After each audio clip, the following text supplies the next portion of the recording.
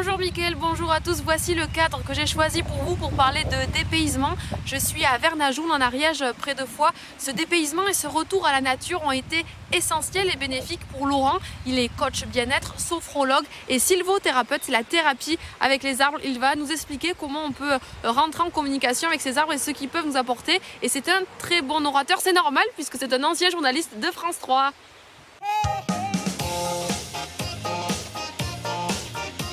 Oui, alors peut-être vous reconnaissez ce visage ou cette démarche. C'est celle de Laurent qui était journaliste chez nous à France 3 Occitanie jusqu'en 2018. Bonjour Laurent. Salut Raphaël. Alors ce changement de vie entre le journalisme et la nature, cet appel de la nature, comment il s'est manifesté ? Ça m'a pris 10 ans à faire la bascule quand même parce que ça remonte à 2008 en fait. En 2008, j'avais coché toutes les cases qui selon moi, mises bout à bout, devaient conduire au bonheur. Et en fait, je m'apercevais, et j'éprouvais une certaine culpabilité par rapport à ça, que bien qu'ayant coché toutes les cases, j'étais pas si heureux que ça. Et heureusement, c'est la nature qui, quand elle est sortie de terre au printemps 2008, les petites fleurs, les plantes que jusque-là j'admirais de manière totalement contemplative, mais sans connaître leur nom, d'un seul coup, j'ai eu besoin de savoir qui elles étaient.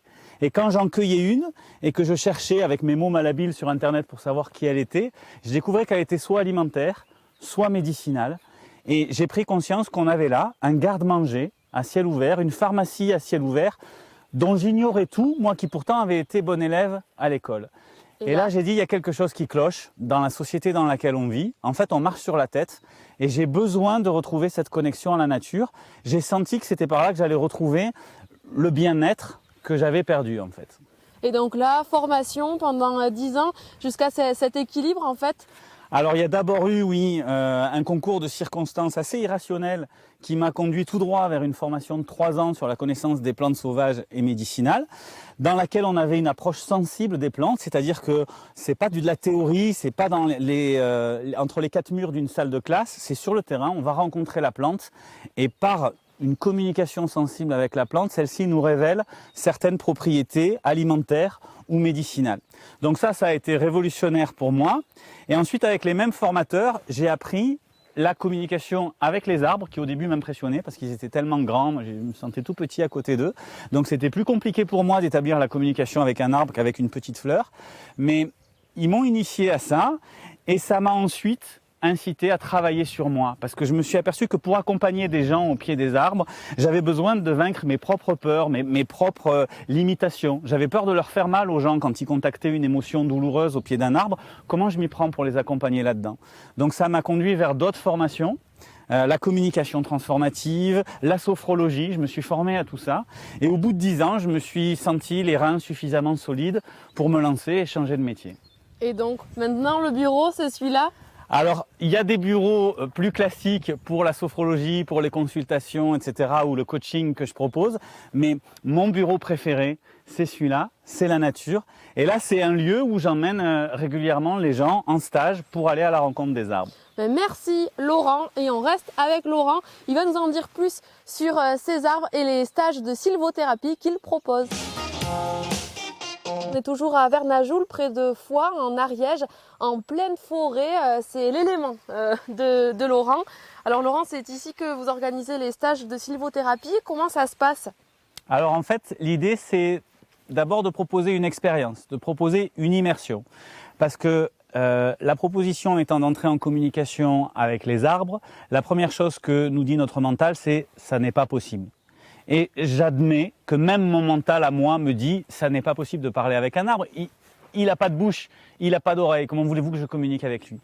Donc l'idée c'est ok, on va passer une demi-heure au pied d'un arbre, les uns et les autres, et on va simplement observer qu'est-ce qu'on ressent, qu'est-ce qui se passe à l'intérieur de nous-mêmes.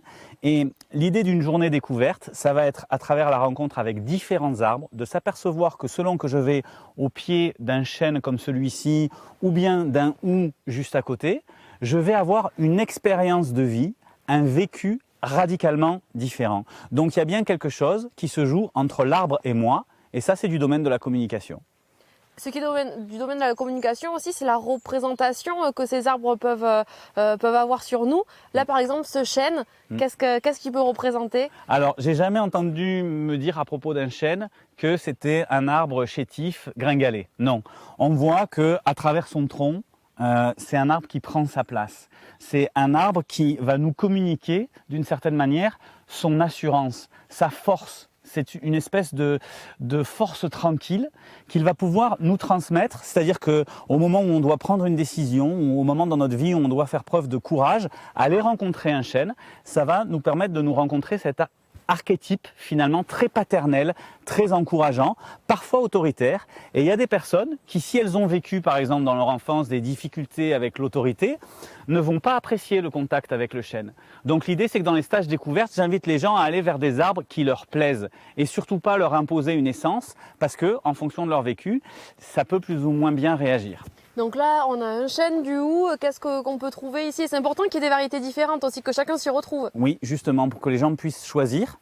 Et donc là, par exemple, on a un if. C'est un arbre qu'on trouve régulièrement planté dans les cimetières, dont le feuillage est persistant, c'est-à-dire que 365 jours par an, l'if est dans cette pleine expression qu'on voit là. Mais c'est un arbre qui n'est pas forcément facile d'approche, parce qu'on le voit, il est très sombre, il a un côté qui peut être un petit peu angoissant, et il va nous mettre en relation avec la notion de vie et de mort. Donc on n'est pas forcément à l'aise avec cette relation-là. Donc il y a des gens qui peuvent être, par rapport à leur vécu, dans une période de leur vie où elles ont besoin de contacter cette énergie, et là elles vont foncer vers l'if pour le rencontrer, et il y en a d'autres qui, oulala, non, surtout pas, ça me dérange trop, donc je ne vais pas aller le rencontrer. Donc c'est pour ça qu'il est important d'avoir des essences différentes pour que les gens puissent choisir. La communication, concrètement, comment elle se fait? Il faut toucher, parler Alors justement, j'essaie de ne surtout rien induire. J'ai des petits exercices, des petites astuces qui permettent de débrancher le mental, c'est ça le plus important, et après de vivre, d'être connecté à son expérience. Et spontanément, les gens, ils vont aller vers le canal qui leur correspond le plus. Il y a des gens, ils ont besoin d'aller toucher, d'aller enlacer, de faire ce qu'on appelle de la calinothérapie avec les arbres.